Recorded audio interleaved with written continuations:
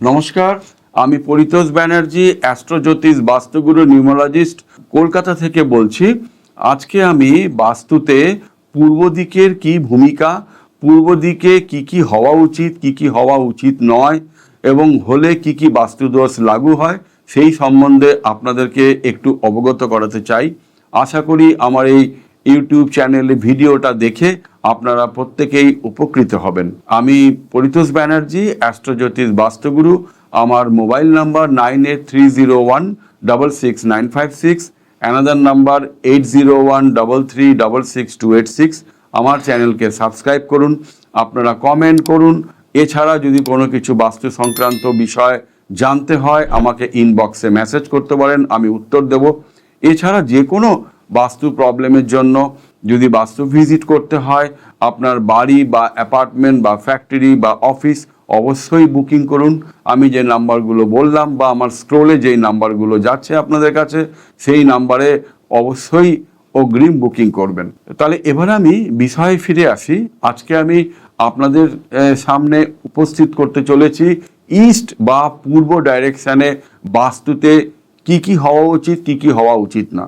প্রথমেই বলি যে ইস্ট ডাইরেকশনের মালিক অর্থাৎ ইস্ট ডাইরেকশনের লিডার হচ্ছে আমাদের সূর্য মহারাজ অর্থাৎ সান, এবং হচ্ছে ইন্দ্রদেব। এই দুজন কিন্তু আমাদের পূর্ব দিকের লিডার্স, এনারা নিয়ন্ত্রণ করছেন এই জায়গাটা। কিন্তু এই পূর্ব দিক কিন্তু অত্যন্ত সেন্সিটিভ জোন এবং অত্যন্ত পজিটিভ ডাইরেকশন। এই জায়গাটাকে সবসময় হালকা রাখবেন, কোনো ভারী জিনিসপত্র পূর্ব দিকে রাখবেন না। এছাড়া পূর্ব দিকটা অত্যন্ত পরিষ্কার পরিচ্ছন্ন রাখুন, নিয়মিত খেয়াল রাখুন পূর্ব দিককে। আর পূর্ব দিকে আমাদের কি হওয়া উচিত, পূর্ব দিকে আমাদের আপনি ঠাকুর ঘর করতে পারেন বা ওখানে আপনি ঠাকুরের সিংহাসন রাখতে পারেন। অবশ্যই ওটা বাস্তুমতে শুভ হয়। পূর্ব দিকে মুখ করে আমরা পুজো করি, সুতরাং বাস্তুতে পূজা ঘর বা প্রেয়ার রুম যদি আপনি পূর্ব দিকে রাখেন অত্যন্ত শুভ। এছাড়া চিলড্রেন বেডরুম অর্থাৎ আপনার বাচ্চাদের বেডরুম আপনারা পূর্ব দিকে রাখতে পারেন, অত্যন্ত ভালো। এছাড়া পূর্ব দিকে স্টাডি রুম ভাবছেন কোথায় করবেন, তাহলে কিন্তু পূর্ব দিকে আপনারা আপনাদের বাচ্চাদের জন্য স্টাডি রুম করতে পারেন। এছাড়া পূর্ব দিকে কিন্তু সাবমার্সিবল পাম্প অর্থাৎ যেই জল মাটির নিচ থেকে আসছে সেইটা কিন্তু আমাদের পূর্ব দিকে সাবমার্সিবল পাম্প বা জলের ট্যাঙ্ক পূর্ব দিকে করতে পারেন, বাস্তবমতে শুভ। কিন্তু কোনো কারণেই আপনাদের যে কোনো অবস্থায় হোক না কেন, যারা নতুন কনস্ট্রাকশনে যাচ্ছেন তাদেরকে অনুরোধ করব, পূর্ব দিকে যদি টয়লেট বা রান্নাঘর করতে চাইছেন বা করা আছে, তার জন্য কিন্তু বাস্তু দোষ কিন্তু চলে আসবে, এবং সেক্ষেত্রে কিন্তু বাস্তু দোষ নিবারণ করা অত্যন্ত গুরুত্বপূর্ণ। কারণ পূর্ব দিকে হচ্ছে আমাদের পিতৃস্থান। আমি আগেই বললাম পজিটিভ ডাইরেকশন। আমাদের যারা পিতার দিক থেকে যারা পূর্বপুরুষ অর্থাৎ আমার পিতা, আমার ঠাকুরদা, বৃদ্ধ পিতামহ, বৃদ্ধ প্রপিতামহ, তারা কিন্তু ওই পূর্ব দিকেই অবস্থান করেন। সুতরাং পূর্ব দিক অত্যন্ত পবিত্র জায়গা, সেখানে টয়লেট কোনো মতেই আপনারা করবেন না। যদি করা বাই চান্স হয়েও থাকে তাহলে কিন্তু বাস্তু নিবারণ, বাস্তুদোষ নিবারণ করে নিন, না হলে কিন্তু আননেসেসারি হেলথ প্রবলেম চলে আসবে, ফাইন্যান্সিয়াল প্রবলেম চলে আসবে। সুতরাং এইটা আপনারা অবশ্যই নোট করে নেবেন। এছাড়া রান্নাঘর কিন্তু আমরা বলি অগ্নিতত্ত্ব অর্থাৎ ফায়ার এলিমেন্ট, যেটা কিনা পূর্ব দিকে রান্নাঘর করাটা উচিত নয় বাস্তুমতে। সুতরাং যদি রান্নাঘর থাকে তাহলেও কিন্তু আপনারা অবশ্যই বাস্তু রেমেডি নেবেন।